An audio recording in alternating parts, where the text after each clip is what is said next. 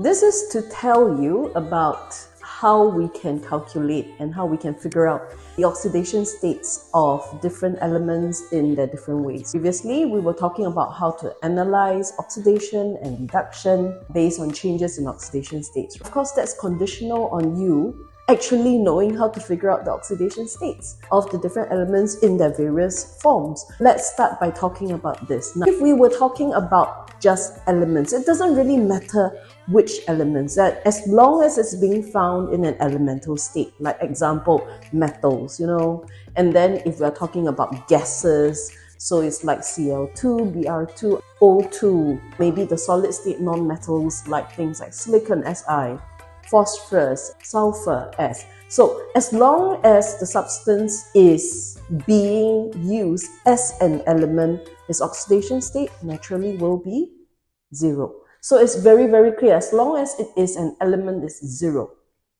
Now, if we are talking about the ions found in simple ionic compounds, then the oxidation state will be exactly the same as the charge on the ion. For example, if I'm talking about Na+, the charge on the sodium ion is a 1+, right?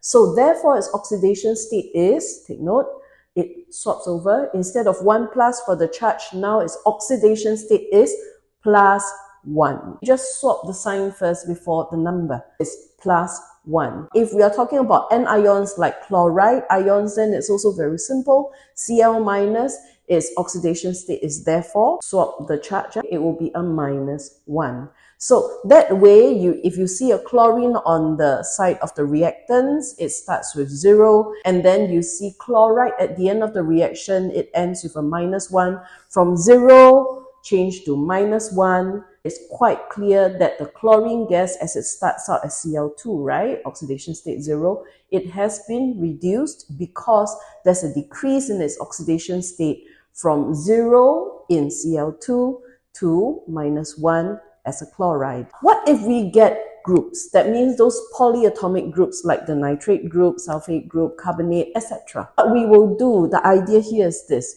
You should figure out the oxidation state of every single element found inside the polyatomic group and then add them all up together, and they must therefore equal to the charge on the entire polyatomic group. Example, nitrate 5, NO3-. Let's say we're trying to find and we don't know the oxidation state of nitrogen in NO3-. So what do? We keep N as the unknown. We don't know its oxidation state. Oxygen in this case is part of a compound, and most cases, oxygen, when they're part of a compound, the oxidation state will be at -2. So N minus 3 times of 2. Why 3 times of 2? Because NO3. There are 3 of the oxide. So you need to take -2 times 3. And the sum of all that, N minus 6, equals to the charge on the whole group, which is -1.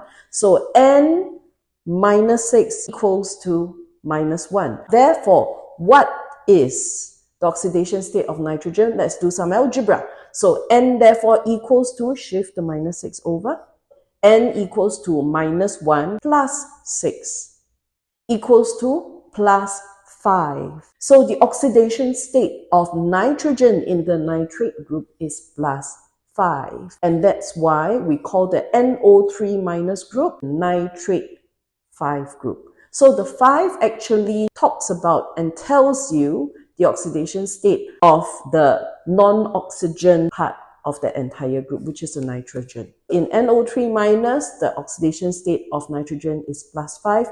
Hence, NO3- group is known as the nitrate 5 group. The same principle occurs for our sulfate 6 group, which is SO4 2-, sulfate 4 group, which is our SO3 2-, etc. And in the same way, we can also calculate the oxidation states of carbon in the carbonate group, etc. So I hope this helps you. And again, do recall we have that table and that chart of oxidation states. Go take a look at it. It is found towards the end of the previous video, and that will give you a few more other tips. I hope you like what you hear. Click a like if you would like to give me some encouragement, and thank you for your support. I got my head out the sunroof. I'm blasting my favorite tunes.